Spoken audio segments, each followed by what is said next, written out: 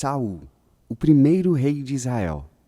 Vimos em um estudo anterior que o povo de Israel, cercado de nações governadas por reis e cansado de ser subjugado por essas nações, pediu um rei a Samuel. Vimos também que o próprio Deus mencionou a possibilidade de um rei antes do povo entrar em Canaã, mas reforçou a importância de que ele escolhesse o homem ideal. Sendo assim, o problema principal não estava em pedir por um rei, mas o motivo que levava o povo a tal pedido. Eles estavam rejeitando o Senhor.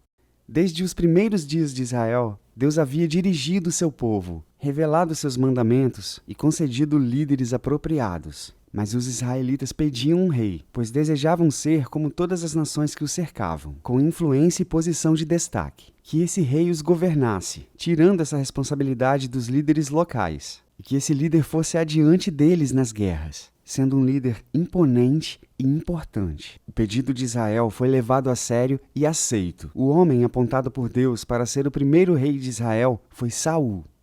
Quis, o pai de Saul, era da tribo de Benjamim, um homem de muitos bens. E Saul era um varão forte e valoroso, com ótima aparência, cheio de dotes notáveis. A Bíblia apresenta uma genealogia consideravelmente longa de Quis, confirmando que ele era de uma família importante. A raiz hebraica do nome Saul significa pedido a Deus. E é claro que isso não é coincidência. Saul era exatamente o tipo de rei que Israel estava pedindo ao Senhor. Saul aparece pela primeira vez na Bíblia quando as jumentas de Quis, seu pai, se perderam, e ele saiu na importante missão de procurá-las. Os jumentos eram considerados animais essenciais, sendo usados na agricultura e no transporte. Possuir muitos jumentos era sinal de riqueza, e perdê-los era considerado uma desgraça. Apesar de úteis, eram teimosos. Um ponto interessante a notar é como o chamado de Saul está relacionado com jumentos, animais teimosos, enquanto o chamado de Davi se relacione com ovelhas, animais obedientes. Mas esse é um assunto para um outro vídeo. Voltando a Saul, Deus permitiu que as jumentas se extraviassem, e ele saiu à procura com um dos servos de seu pai. Não tendo sucesso na busca, e planejando voltar para casa, o moço que o acompanhava sugeriu que fosse ao encontro de um homem de Deus, que os diria o que fazer. Este homem de Deus era o profeta Samuel.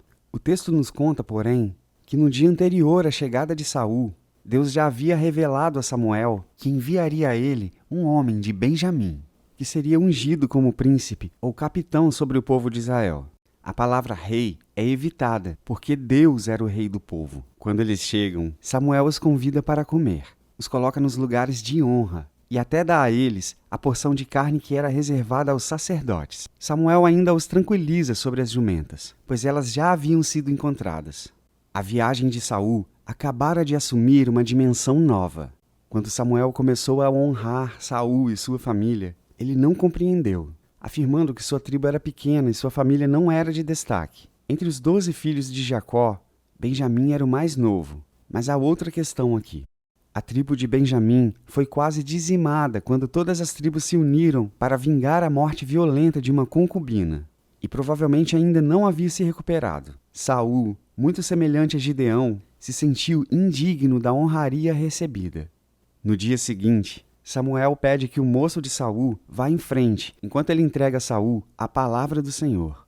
Samuel tomou um vaso de azeite e derramou óleo sobre a cabeça de Saul, o beijou e declarou: "O Senhor Deus está ungindo você como chefe do seu povo, o povo de Israel." Ainda não era hora de um anúncio público, mas naquele momento, Saul recebeu a unção que o distinguiu de todos os seus contemporâneos, simbolizando a bênção do Senhor e o revestimento de autoridade para a tarefa. Samuel convoca o povo a Mispa para ungir o rei, mas antes transmite a eles as palavras do Senhor: "Eu sou o Deus de vocês, o único que os livra de todos os seus problemas e dificuldades. Mas hoje vocês me rejeitaram e pediram que eu lhe desse um rei." As tribos se reuniram, e o texto mostra uma tribo sendo destacada: Benjamim.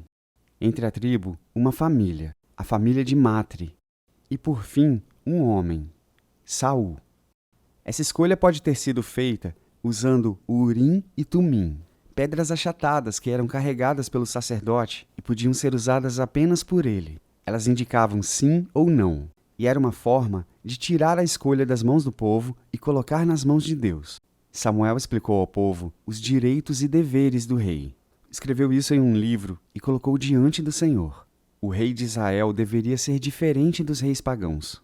Enquanto os reis de outras nações eram considerados deuses, faziam suas próprias leis e não tinham que prestar contas a ninguém, o rei de Israel deveria se sujeitar ao Senhor.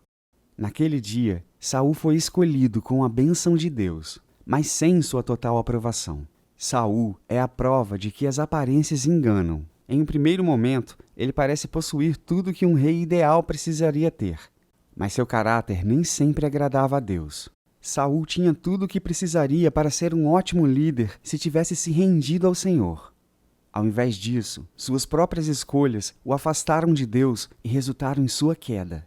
Mas nos dedicaremos a estudar seu reinado em uma próxima oportunidade. Se você gostou do vídeo, não deixe de curtir, se inscrever no canal e ativar as notificações. Nos siga em nossas redes sociais e baixe o aplicativo da Bíblia em seu tablet ou smartphone. Até a próxima!